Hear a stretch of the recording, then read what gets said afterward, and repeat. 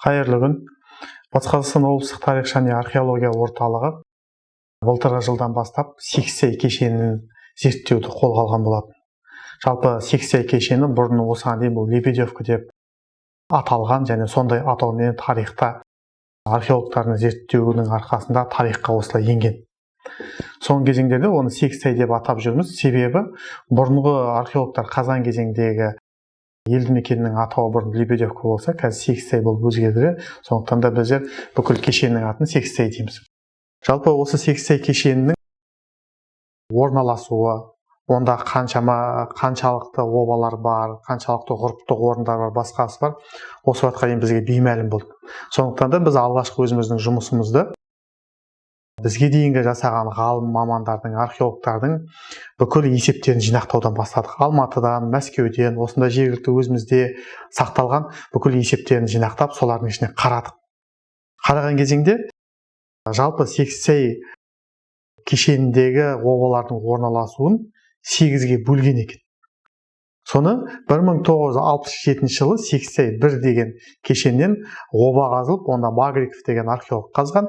Алтындары көп және ер адамның түрлі ат абзелдері бар, қару жарақтары бар. Былай айтқан кезінде тарихи жәдігерлерге мол обалар ашылған. Осыдан бастап жалпы ғалымдардың, соның ішінде Мәскеудегі ғалымдардың қызығушылығы оянған. Содан кейін осы жерлерді толыққанды зерттеуді мақсат етіп, бірнеше жыл қатарынан келіп зерттеу жұмыстарын жүргізген. Енді біздер байқағандығымыз 1967 жылдан бастап Багриков 67, 68, 69-да зерттейді. 70 жылдары келеді.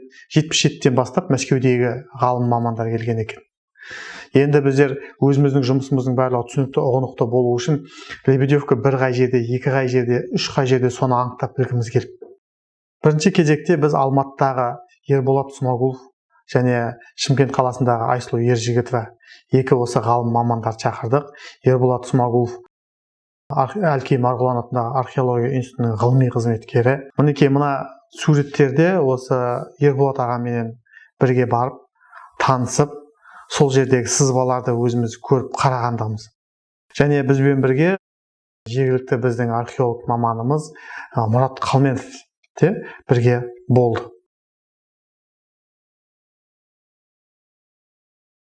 Осы барлау барысында біздер 1 қай жерде, 2 қай жерде, 3 қай жерде шамамен түсіне бастадық. Бірақ та анық көзіміз жеткендігі, бұл жерде толық топографиялық түсірілім жасап, картасын жасамайынша, осыған дейінгі жасалған жұмыстармен ендігі біздің жасайтын жұмысымыздың заңдастырып сәйкестендіру өте қиын екенде көзіміз жетті. Және осыған дейінгі жасалған жұмыстардың арасы екеуі бір-бірімен байланыспай, былай айтқан кезеңде тым түсініксіз болып кетуі ықтимал болды.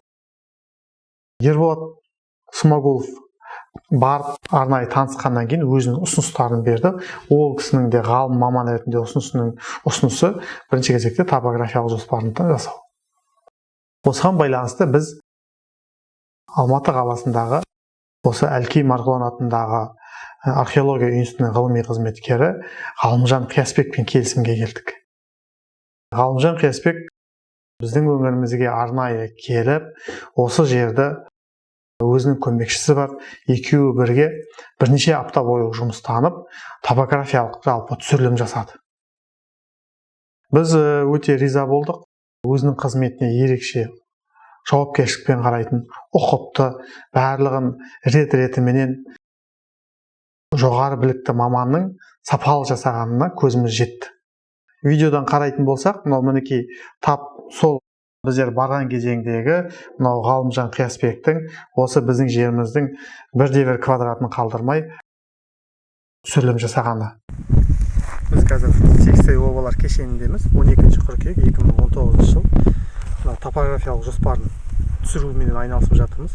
Батыс Қазақстан облыстық тарих және археология орталығы атынан осы Сексей кешенін толыққанды жүйелі зерттеуді былтырдан бастап мәселе қылып көтергенбіз. Себебі осыған дейін 1966 жылдан бастап бұл жерді Мәскеуден келген, жергілікті Оралдан келген археологтар өте көп қазған. Бұрын мақсат қойған осы кешендегі бүкіл обалардың барлығы түгелдей қазып шығуға. Енді қазір көріп тұрмыз, шынымен де көпшілігін қазып тастаған. Бірақ та біздер үшін ең бірінші кезекте бұның топографиялық жоспары керек. Біз қазіргі кезеңде кім не қазып жатыр, кімнің қазғанының есебіндегі ол оба қай жерде, түрлі алтын бұйымдармен де, керамикада, басқа да жауынгерлердің жәдігерлері, көптеген сүйектер шықты. Сүйектердің барлығы жан жаққа кетті, кімді қайдаға сақталғанын білмейміз. Көптеген жәдігерлердің бір бөлшегі біздің облыстық музейде жинақталған. Енді біздің мақсатымыз табан тірейтін ең негізгі жұмыс топографиялық жоспарын жасау болды. Сол бойынша арнайы мына Алматыдағы археология институтында ғылыми қызметкер болып қызмет ететін Ғалымжан Қиясбекпен келісімшарт жасап, осы жерлердің толық топографиялық жоспарының түсірілімін жасауды бастадық. Ауа райы өте жақсы болып тұр. Күн қазір 25-23 градус жылылық, жұмыс жасауға өте қолайлы, жел де жоқ. Мінекей мына біздің тұрған жеріміз қазір Есенаман тауы деп бізде жергілікті жерде айтады. Мінекей ана биіктіктің үстінде қазір құрылысының негізі сол жерде тұр. Бір қызметкер, бір маман соның үстінде, ал екіншісі мінекей мына жаққа жүріп, өздері арнайы жаңа жолды осы координаттарды алу үшін арнайы маршруттар жасайды. Сол маршруттар бойынша жүріп шығады да бір-біріне координаттарды беріп отырады. Енді мына ана тұрған биіктіктің үстінде бұрын Есенаман тауы деп біздер бала кезімізде келіп жүрдік. Соның үстінде бүйткен үш бұрышты бір темір болатын еді. Қазір соның орны ғана қалған. Мына бұрынғы ескілікті карталардың барлығын қарасақ, сол үш бұрышты белгі, негізгі белгі ретінде көрсетіп, обаларды содан жаңа оңға, солға, солтүстікке, оңтүстікке, шығысқа, батысқа да белгілеп, осы белгіден қанша километр қашықтықта жатқандығын көрсеткен екен. Бұны анықтап алғанымызда жақсы болды. Енді біздерге де бұрынғы ескілікті карталарды, жалпы ситуациялық карта дейді, ситуациялық карталарды түсінуімізге бұл жақсы болатын. Енді қазір біз есеп бойынша бірінші, екінші Сексей кешендерін түсірілген. Қазір мінекей үшінші кешен болу керек. Енді болашақта біз толық топографиялық жоспар жасалғаннан кейін барып, бұрынғы ескілікті кеңес заманында жасалған барлық карталармен, ситуациялық карталармен салыстырып, бір-біріне сәйкестендіріп көреміз. Сол кезеңде белгілі болады барлығы да. Бұрын қандай қайсыларын қазды, оны қалай нөмірледі, біз оны бүгінгі күнде қалай нөмірлейміз. Мінекей осылай жұмыстарымыз жалғасып жатыр. Рахмет. Мінекей мына видеода Ғалымжан Қиясбек қандай құрылғыменен қалай түсіріп жатқандығын толық өзі баяндап жатыр. Егер осы видеоға назар аударсаңыз.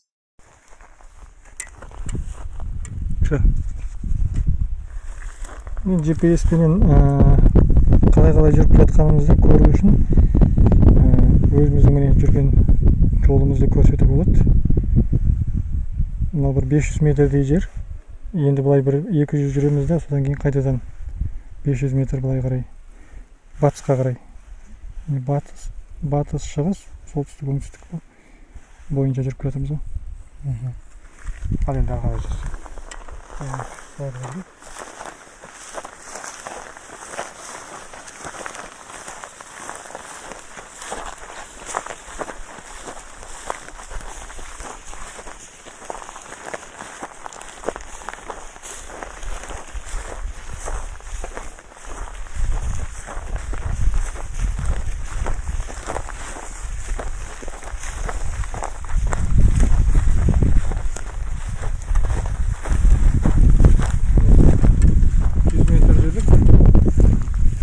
Айнасын тахиометрге қарай бағыттап көрсетеміз.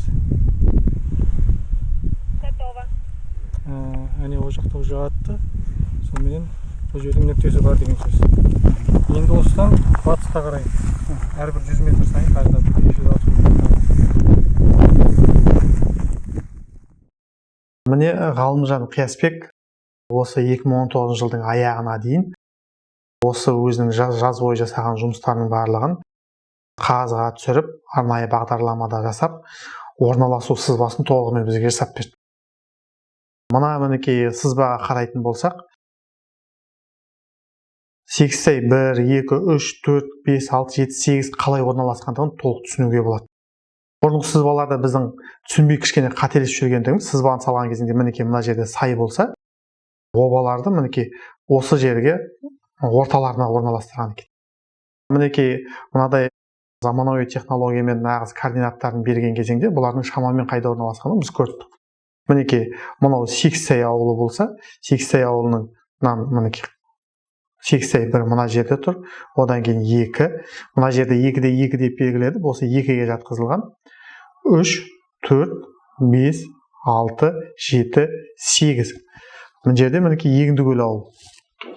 Енді осыған мұқият қарайтын болсақ, жалпы Егіндікөл мен Сексайдың орналасуын білетін адамдар үшін мінекей тайды жағалайтын бір жол бар. Осы жолдың оң жақ бетіндегілер 3, 4, 5, 7, 8-ші номерді Сексай, ал жолдың сол жақ бетінде мінекей мына жерден тіке былай трассаға қарай да мынау жолға кетеді, үлкен Орал Ақтөбе трассасына қарай мінекей сол жолға түсіретін мінекей 6, 2, 2 және 1 кешендері осылай орналасқан. Енді мінекей бұның орналасу тәртібіне қарайтын болсаңыздар, әр Сексай 1-де обалар қалай орналасқан.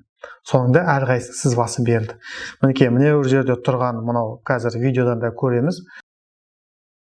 Шамамен мамандардың айтуы бойынша, жалпы Қазақ хандығы кезеңіне жататын зират.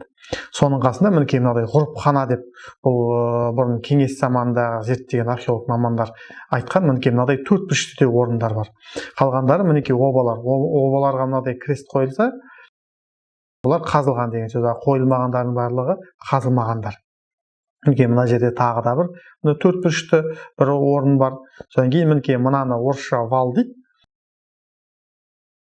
Қазақша жал деп қойылып жүр. Мінекей осындай орындар бар. Мінекей бұлардың орналасуы қалай орналасқан және бұлардың номерленуі қалай номерленіп тұр және қайсысы қазылған, қайсысы қазылмаған.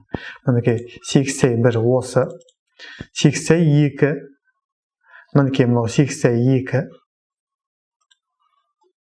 Сексай 2-де 2, мінекей мынау соның орналасуы.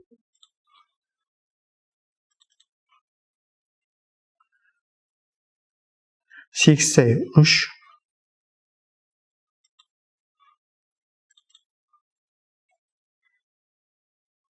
Сексай 4,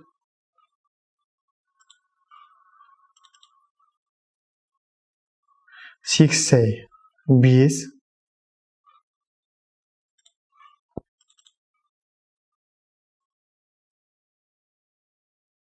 Сексай 6. Мінекей Сексай 6-да қарап байқасаңыздар, бұл жерде жалпы обаларда, ғұрыптық орындарда, жалда бұлардың барлығы да көп. Бұның ішінде жаңағы қазылмағандарда едәуір көп екендігі байқалады.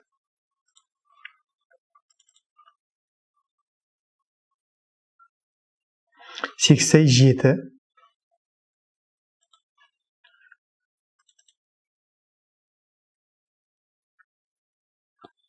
Сексай 8. Бір қызығы, кеңес заманында елді мекеннің аты Лебедевка болған кезеңде кешенді жалпы 8 бөлікке бөлген. Бұл жерде сонымен қатар елді мекен жердің атауы да Сексай деп аталуына қарап, бұл жерде 8 сайдың болғанына белгілі. Сонда кешеннің де аты 8, сайдың да 8 болуы біртүрлі бір орталарында байланыс бар іспеттес көрінеді.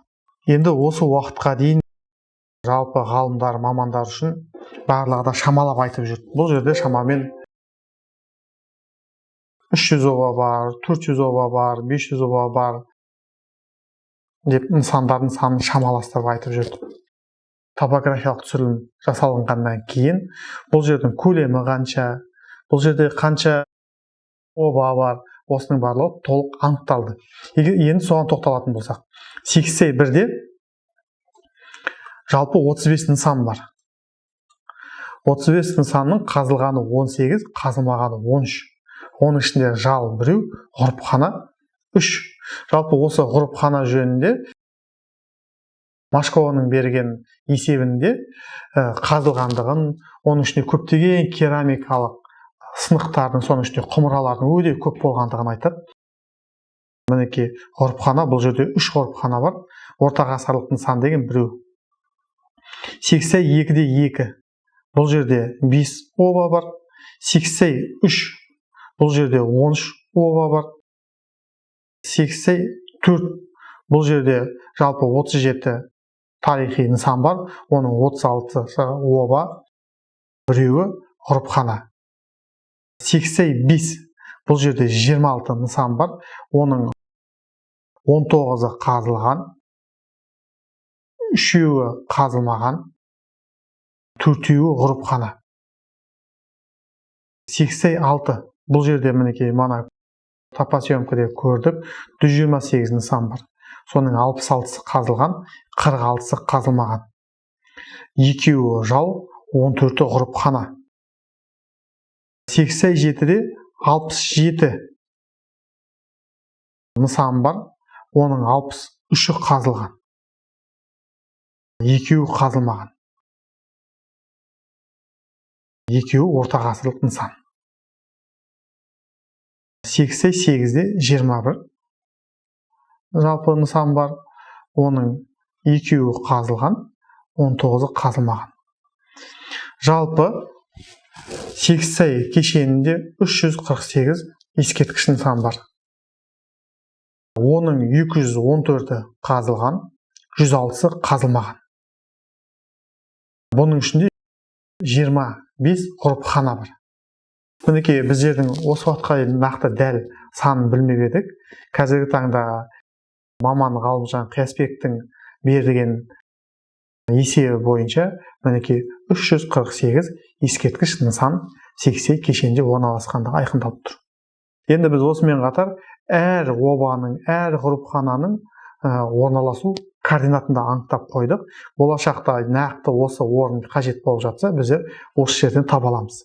Мінекей осылайша 2019 жылы Сексей кешенінде қанша тарихи ескерткіш бар екендігі анықталып, олардың орналасу сызбасы толығымен жасалды. Осы топографиялық түсірілім барысында Сексей кешенінде 25 ғұрыптық орын бар екендігі анықталды. Жалпы ол шынымен де ғұрыптық орын ба, немесе басқа ма, осының анықтау аса қажет еді. Осы жөнінде Ғалымжан Қиясбек, археолог маман, өзінің ойын былай деп айтқан еді. Жаңа ғибадатханалардың орналасуы бойынша басқа жерлерде осыған дейінгі өзіңіз зерттеген болған жерлерде барлау жұмыстарын жүргізген жердегі ғибадатханалардың орналасуымен қазіргі мұндағы екі жаңа көзіңізге іліккен ғибадатхананың орналасуы бойынша қандай бір айырмашылық? Енді дәл мынандай жаңағы көрген төрт бұрышты ғибадатхананы біз әлі көрген жоқпыз, ол қазған жоқпыз да. Бұндайды алғаш көріп тұрмын десем де болады. Бірақ осыған ұқсас Семей өңірінде Көкентау деген жерде осылай бір-біріне жақын орналасқан түркі дәуірінің ондай ғибадатхана. Тура сондай оңтүстік шығыс жағынан кіретін есігі бар. Тура сондай төрт бұрышты. Ол түркі дәуіріне жатқызған оны. Иә, ол жерде тастан тұрғызылған, биіктігі бір сақталған бір жарты метр, 1 метрдей болып қалады. Қабырғалары бар кәдімгідей қаланған тастан. Бірақ құлап жан-жағы топырақ басып кеткен. Енді ішін қазған кезде мүмкін жаңағы қаланған тастар шығуы мүмкін еді. Енді мына жердегі топырақтан тұрғызылған сияқты. Ұқсастықтары сол төрт бұрышты формасында соның кіретін есігі бар. Тура соны ұқсайды. Ал енді мына батыстың жаңағы Ақтөбе, Маңғыстаудағы ғибадатханалар, олар енді мүлдем бөлектеу. Олардың формасы домалақ, дөңгелек келген, сырты ұлы тастарменен қаланады, іші де кәдімгі өрілген, күмбез қылып тұр, кәдімгі 15 метрге дейін есептеу бойынша биік күмбез сияқты кешендер болған. Кіретін төбесінен тесігі болған, есігі төбесінен кірген, жанынан емес. Олардың бір-бірінен ара қашықтықтары көз көретін жаңағы көкжиекте тұрады. Бір-біріне жаңағы екіншісіне барсаңыз, үшіншісі тағы да сондай қашықтықта тұрады. Яғни бір 10-12 шақырымдық аралары сондай. Ал енді мынандай жақын енді мынау қазып көру керек енді бұны. Шурф жасап ортасынан, бұл шынымен ғибадатхана ма, жоқ әлде бір құрылыс үйдің орны ма, соны анық-қанығын жету үшін қазып көру керек. Көз жеткізу керек. Жақсы, рахмет. Міне осындай ұсыныстар, жалпы ғалым мамандардың осындай ұсыныстарынан кейін біздер осындай төрт бұрышты орынды біреуін қазып көруді, соның ішіне шуру салып қазып көруге шешім қабылдадық. Біздегі отряд басшысы Яна Амангелдіқызы бастап Сексей кешеніне арнайы барып қазба жұмыстарын жүргіздік. біздер жоғарыдан дронмен де түсірдік, жерден де фото видеоға түсірдік. Сол мына ғұрыпхананың орналасуын қарайтын болсақ, мінекей міне бір жер, мынау мінекей біз айтып тұрған ғұрыпхананың орны. Мінекей осы видеода мына біз айтып тұрған ғұрыпхана ма немесе басқа мақсаттағы қолданыста болған орын ба, осыны анықтау үшін алынған объектіміз осы болды. Мінекей мына 4 бұрышты нысанның қазба жұмысын бастаған кезеңде нақты көлеміне байланысты белгілеп алып, қаз-қатар тұрып, қазба жұмысын басталды. Мінекей мынадай қалып қаздық, қайта-қайта өлшемдерін алып өлшеп,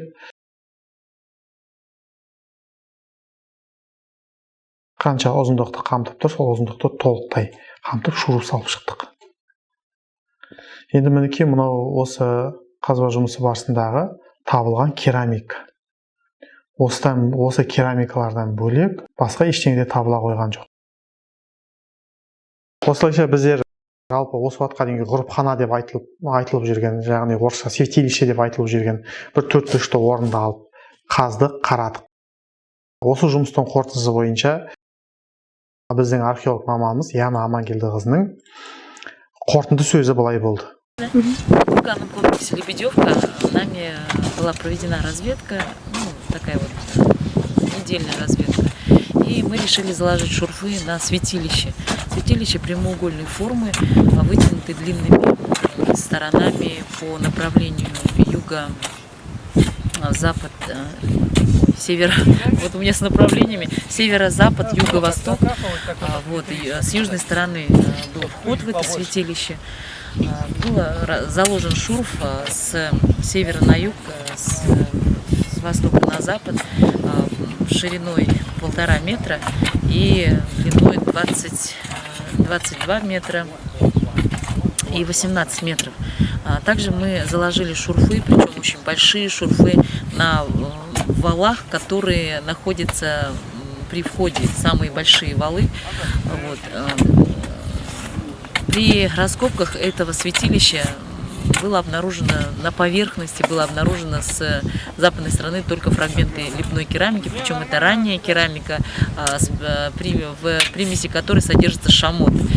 Вот. И, к сожалению, больше ничего не обнаружено. Ни костей животных, ни другого какого-то материала, ни каких-то жертвенников, ни кострищ и так далее.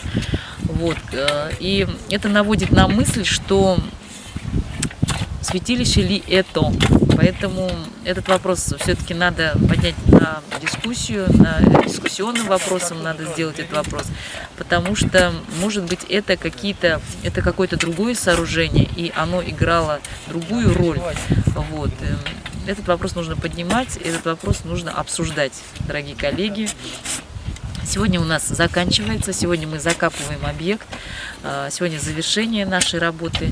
Вот. И я еще раз повторяю, здесь были заложены шурфы, здесь не велась сплошной раскоп, не велся, здесь заложены были шурфы. Причем шурфы довольно-таки очень огромные для того, чтобы сделать какие-то предварительные выводы.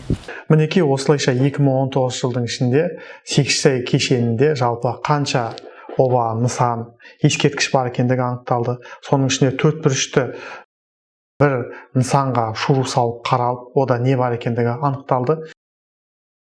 Келесі жылға, Алла осы 2020 жылы біздер осыған дейінгі бүкіл археолог мамандардың жүргізген қазба жұмыстарының барлық обалардың біздің бүгінгі топосъемка бойынша номерленген номерлерге бір-біріне сәйкестендіріп, солардағы табылған жәдігерлерді, сүйектердің барлығын соған сәйкестендіріп, сол бойынша дәл қай нешінші обада қандай дүние мүлік табылды, қандай сүйек табылды, осының барлығын картасын жасап, алдағы уақытта электронды түрде кез келген адам немесе маман қарап таныса алатындай мүмкіншілік жасауды жоспарлап отырмыз.